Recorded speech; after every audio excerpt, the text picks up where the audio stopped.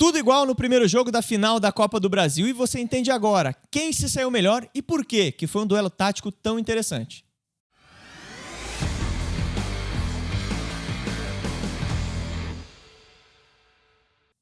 Visão para Jogo está de volta para falar de final de Copa do Brasil. Corinthians 0, Vasco 0. Eu sou o Matheus Santana, estou com o Vinicius Dalicani, que preparou uma análise bem legal para a gente. Eu já estou vendo aqui a estrutura tática do Vasco da Gama construindo, já estou ansioso para essa análise, mas quero entender de você, o que você destaca já de cara para trazer o torcedor para a nossa análise. O Vasco foi melhor no jogo. Achei, no momento em que vi a partida, na hora, que o Vasco foi muito melhor.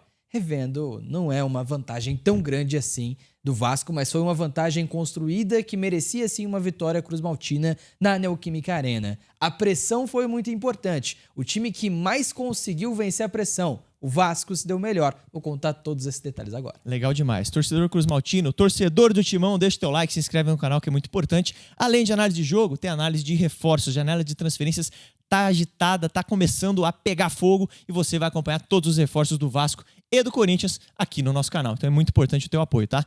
Vamos falar desse jogo? Vamos falar desse jogo e vamos começar a falar de pressão. E para me contrariar, o primeiro lance é do Corinthians, é de uma roubada em cima do Corinthians que gera uma chance com o Breno Bidon logo no começo da partida. O Vasco nessa estrutura que não é convencional do Fernando Diniz, né? Com o Paulo Henrique, o Cuesta, né? Com o Robert Renan e com o Puma Rodrigues lá pelo lado esquerdo. O quarteto de zaga é definido, normalmente não é assim, porque os meio-campistas, os volantes que fazem essa saída por dentro. Então não é assim que essa jogada vai dar errado. O Carlos Cuesta vai dominar essa bola pressionado pelo Memphis. Você tem o Martínez tirando esse passe no Paulo Henrique. Você tem o Yuri Alberto à frente do Thiago Mendes para não deixar com que essa bola entre por dentro também. E você tem o Bidon para assaltar no Robert Renan caso essa bola seja virada. Mas ela não vai ser virada porque o Memphis tira esse passe. E o Cuesta não consegue encontrar uma boa opção. O Memphis pressiona, o Cuesta erra e gera um 2 contra 1 do Yuri Alberto do Bidon contra o Robert Renan. O Yuri acerta o passe, o Bidon finaliza mal, é verdade, mas com espaço. Ele tinha espaço para finalizar, a jogada é de uma vantagem tática, o Bidon bate para fora. Então a primeira chance do jogo, a primeira jogada de perigo é de uma pressão bem feita pelo Corinthians, que vai gerar uma finalização livre do Breno Bidon.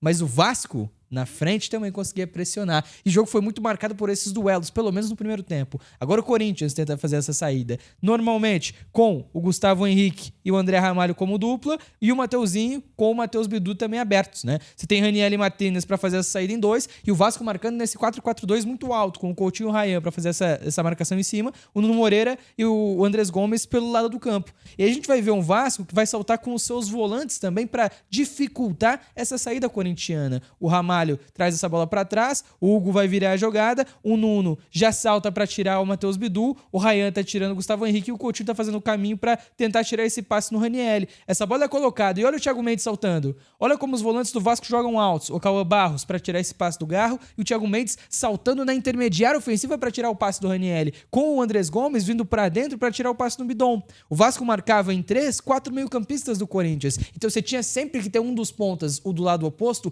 vindo para dentro para tirar essa jogada, para tentar tirar esse passe. Você né? tem que ter o ponta muito intenso fazendo esse balanço, né? Exatamente. Aí o Cauã Barros consegue interceptar essa jogada, o Vasco atacando com muita gente, e são os caras que marcam à frente, né? São 6 jogadores no 4-4-2 do Vasco que marcam, que pressionam. E quando se toma a bola alta, você tem 6 caras para atacar também. O Barros vai conseguir esse passe lá pro Coutinho na segunda trave, lá do outro lado, ele vai ficar no 1 contra 1 com o Gustavo Henrique, bate pro gol, mas acaba não conseguindo finalizar da melhor maneira. Então 2 lances iniciais e para fechar um último para falar de pressão dos volantes do Vasco, porque você tem um 3 contra 2 na saída do Corinthians, mas olha o Thiago Mendes subindo no Memphis. Os volantes não fazem questão de manter a zona, eles saltam para fazer essa marcação. E se liga no Cauã Barros, o Memphis vai aparecer de novo para jogar, recebe de novo, os 2 volantes saltam para cortar essa bola e para tentar gerar essa roubada. E a pressão começou a fazer muito sentido, né? Eu vou falar de outras questões, lógico, ao longo dessa análise, mas a pressão, Mate, gera a primeira vantagem do jogo. Um Vasco que conseguia dominar e conseguia roubar em cima para finalizar, e o Corinthians também conseguiu com o Bidon. E só destacar, então, jogadores que foram fundamentais, principalmente para o Vasco, né, fazer essa marcação-pressão. O Andrés Gomes, que ao meu ver é um jogador que se entrega muito sem bola também, né? Além de com bola ser uma referência técnica, e os 2 volantes. Cara, o Cauã Barros e o Thiago Mendes fizeram uma partidaça, né? Na minha opinião, e assim, muita intensidade, né? Uma leitura de jogo interessante para fazer esses saltos que você destacou aqui pra gente.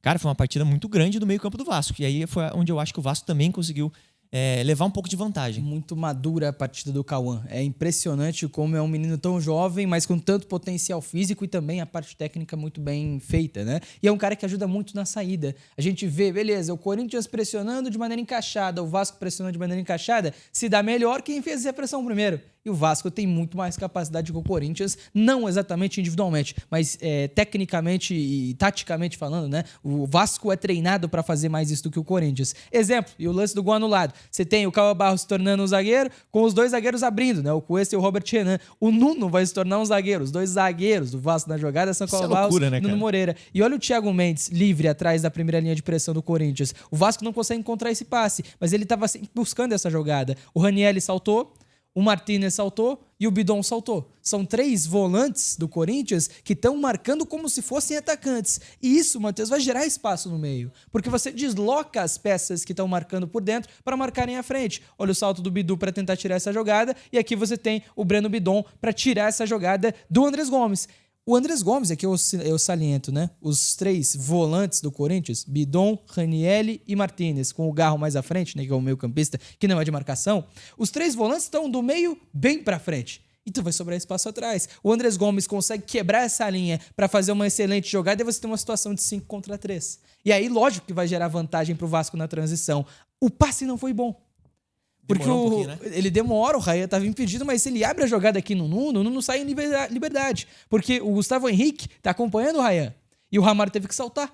Então você geraria um espaço muito grande para o Nuno Moreira, ainda teria do outro lado do campo o Puma e o Coutinho se aproximando da jogada. Tudo bem, estava impedido, não contou, não valeu o gol, verdade. Mas é uma jogada em que o Vasco mostra a capacidade de vencer a primeira pressão corintiana. Isso acontece de novo aqui. O passe do Coutinho para quebrar essa linha foi espetacular, tá? Foi. A jogada dos dois, né? O passe do Coutinho, o trabalho de bola do Vasco mesmo, sim, né? Sim.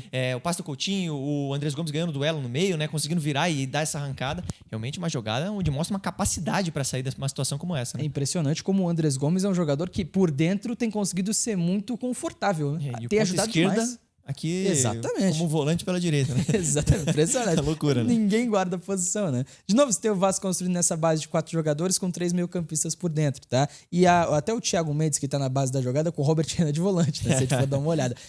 O movimento é esse aqui. Não é que vai acontecer isso agora, tá? Mas o movimento do Vasco é bola na paralela para depois você trazer a jogada para dentro. E é isso que acontece. O Thiago Mendes vai abrir essa jogada com o Puma e o Puma vai jogar de novo na paralela para encontrar o Gomes e o Coutinho. E aí você tem um 2 contra 1 do lado do campo e vai gerar essa situação para você conseguir afunilar. Mas o Corinthians está bem postado. Você tem uma linha de 4, mais o Ranieri, para 4 jogadores do Vasco. Você não tem vantagem. O Coutinho, então, vai conseguir fazer uma tabela muito rápida com o Nuno e vai virar essa jogada. O que não é tanto a característica do Fernando Diniz, mas que gera o Paulo Henrique com espaço, um 2 contra 2 na segunda trave e 2 jogadores entrando. Na segunda também, o Puma, que sobe com tranquilidade para ganhar do Breno Bidon e gera de novo vantagem ao Vasco, gera de novo uma conclusão ao Cruz Maltino nessa jogada. Então, novamente, um Vasco da Gama que conseguiu fazer uma jogada interessante e conseguiu vencer a pressão corintiana. Eu vou até voltar aqui para a gente não perder a marcação do lance. O Vasco vence a pressão corintiana e consegue mais uma chance de gol no primeiro tempo. E dessa maneira o Vasco foi conseguindo ganhar também roubando bolas em cima, mas conseguindo vencer a pressão do Corinthians, que estava muito alta. E esse é mais um exemplo, tá? Aqui você tem o Cuesta bem aberto, o Thiago Mendes como um zagueiro central e o Robert Renan por lá, com o Nuno se aproximando do lado direito do campo. Essa bola vai ser de novo colocada na paralela, mas essa bola é longa.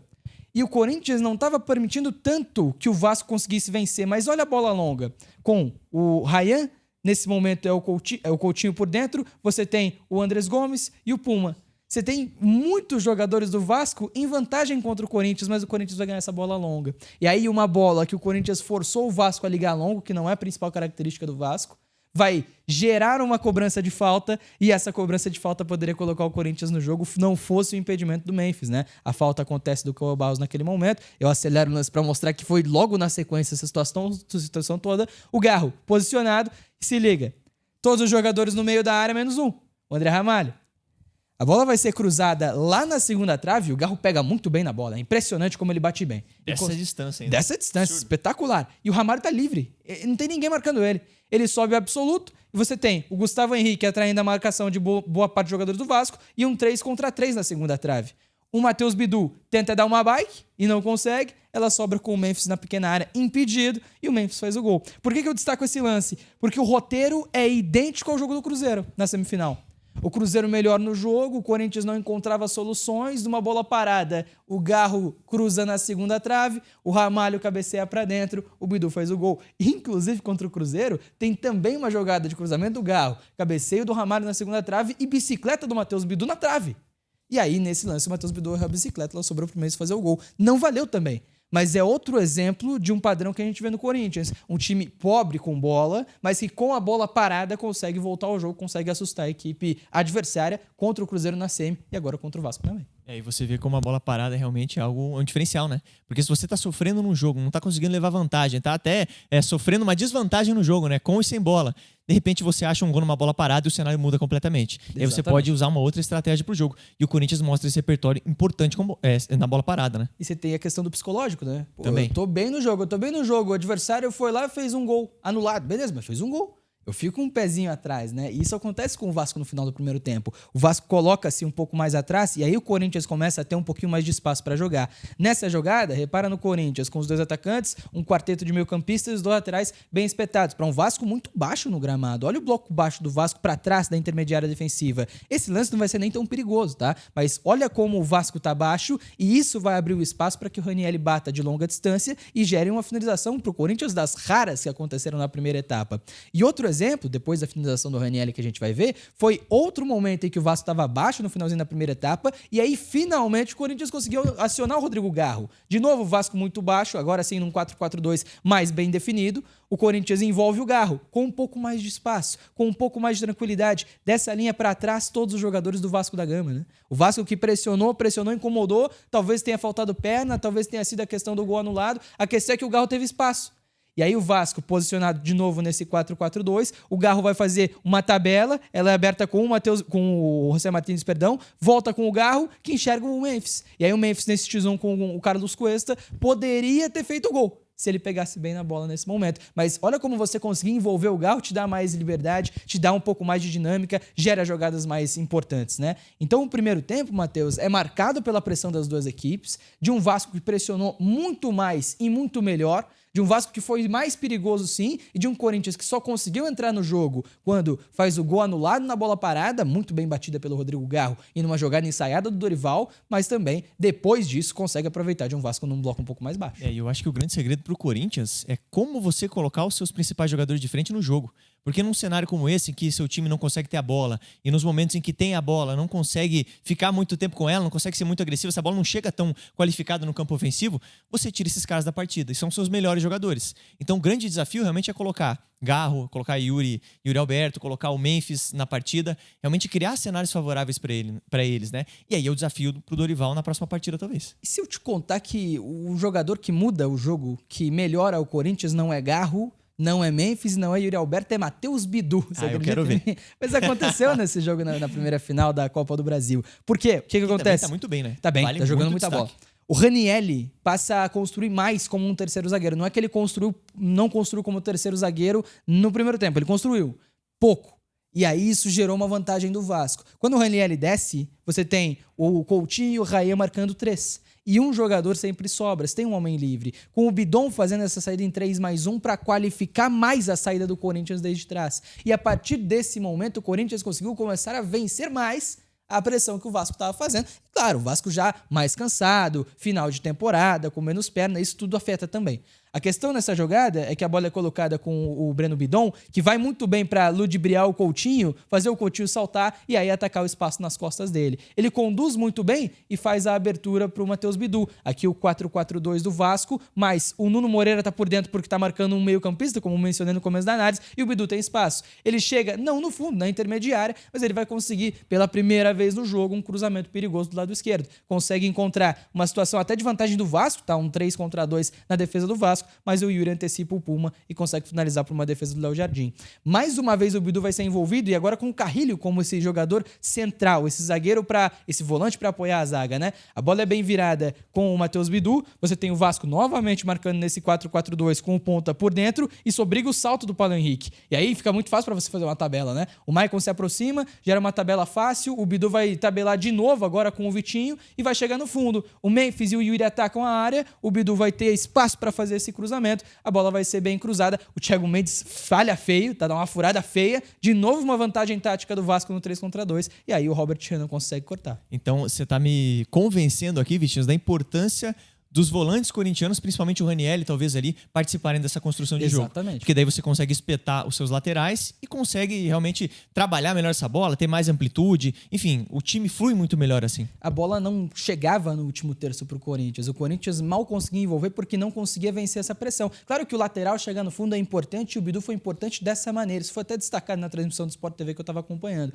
Mas, ainda mais do que isso, é você conseguir ter vantagem numérica na construção da jogada. Você constrói com 2 zagueiros marcados por 2 atacantes, você tem dificuldade. Você constrói com 3 zagueiros marcados por 2, você tem um homem livre. E esse homem livre estava gerando o Corinthians vencer a pressão do Vasco. Somando a isso, o Vasco tem menos perna. O Vasco está mais cansado na segunda etapa, né? Para fechar o capítulo Matheus Bidu da análise, lógico, encaminhar o vídeo aqui também. Ele novamente, tá? Aqui pelo lado esquerdo, vai conseguir dar essa bola e a formação de um triângulo com o Maicon, o Vitinho e o Bidu. O Vitinho também entrou bem na partida. Ele consegue acionar o Memphis. Essa bola não vai dar certo por aqui, ela vai retornar. E aí vai ter uma triangulação muito rápida entre Bidu, Memphis e Vitinho para colocar o Bidu no fundo e gerar uma chance claríssima para o Yuri Alberto. O Bidu estava pouco impedido, mas foi uma chance muito clara, tá? O Memphis encontra o Vitinho dá um passe de primeira para o Bidu que chega no fundo. O Yuri ataca as costas do Puma, né? Numa jogada de vantagem corintiana, nesse 1 contra 1 na segunda trave, ele perde o gol, chuta em cima do Léo Jardim, mas é uma jogada de muita vantagem, de novo acionando o Matheus Bidu pelo lado esquerdo do campo. E aí o último lance da análise, para mostrar como o Vasco passou a jogar mais na bola longa e mais em transição no segundo tempo. O Corinthians bem alto no gramado, marcando nesse 4-3-3 praticamente, né? Você vai ter um lançamento do Paulo Henrique até de perna esquerda e um bom lançamento para colocar o Ryan na velocidade, e a gente vai ver um Vasco que vai aproveitar muito bem disso para gerar uma chance perigosa. Começo do segundo tempo, tá? O Ryan ultrapassa, vai chegar no fundo. Você tem 1 contra 1. Você tem o Ramalho no 1 contra 1 contra o Coutinho e o Andrés Gomes vai fazer uma jogada. Ele não tá nem no frame, tá? Mas ele é muito rápido também, né? E ele vai fazer uma jogada muito inteligente para atacar a segunda trave e gerar um 2 contra 2. Olha a jogada que ele faz para trazer o Mateuzinho aqui para a segunda trave, é um 2 contra 2. O cruzamento do Ryan é bom e o Mateuzinho cabeceia a bola direto pela linha de fundo. Ele evita com que saia o gol do Vasco na jogada. Foi providencial, né? Providencial, total. total. Impressionante. A velocidade desse cara é absurda. Surreal. E assim, foi o que salvou o Corinthians nesse lance. Foi muito equilibrado. Eu tive a impressão na hora de que o Vasco foi muito melhor. Eu não tenho essa impressão mais. Eu acho que o Vasco foi um pouco melhor. Ainda assim, acho que o Vasco teria que ter vantagem muito pelo primeiro tempo que ele fez. O Corinthians, no finalzinho da partida, até coloca o Dieguinho, coloca o André, coloca jogadores de mais qualidade com bola, muda a estrutura, transforma num 3-1-6 em vários momentos para ter muita gente na última linha. Não gerou nenhuma chance relevante pra gente trazer aqui na análise, tá? Mas o Corinthians tentou sair do primeiro jogo com vantagem. Dito isso, e o Verratti foi muito bem captado na leitura labial falando muito bom o resultado, é excelente o resultado pro Vasco da Gama, é muito bom, tá? E para resolver no Maracanã, podendo propor jogo, podendo encurralar o Corinthians, talvez seja um caminho legal. Não dá para esquecer que o Corinthians foi muito bem no Mineirão, com o Cruzeiro tendo essa possibilidade. Mas aí é questão do matchup, né? Da comparação dos adversários. O Cruzeiro não está acostumado a propor jogo. O melhor do Cruzeiro é na transição. Agora o Vasco vai ter o prato que ele mais gosta de comer, que é o adversário mais baixo e ele com possibilidade de propor para tentar resolver em casa. Eu acho que você foi muito bem na análise e foi melhor ainda no encerramento, tá? Porque você já encerrou o vídeo aqui muito bem. Agora eu pergunto só pro torcedor do Vasco, pro torcedor do Corinthians, qual que é a sua expectativa para a próxima partida e também o que você achou dessa primeira perna, desse primeiro jogo da final da Copa do Brasil. Claro, peço o teu like, a sua inscrição, que é muito importante. Além das análises de partidas, tem análise de mercado aqui no nosso canal para você conhecer cada reforço que chega na sua equipe. E lógico, o segundo jogo, né, da final da Copa do Brasil vai ter uma cobertura completa aqui da OWTV. E a gente também te espera no Fominhas, tá? Nosso programa de debate, toda segunda e quinta-feira, 4 horas da tarde. A gente vai falar muito dessa grande final da Copa do Brasil. Um abraço e até o próximo vídeo.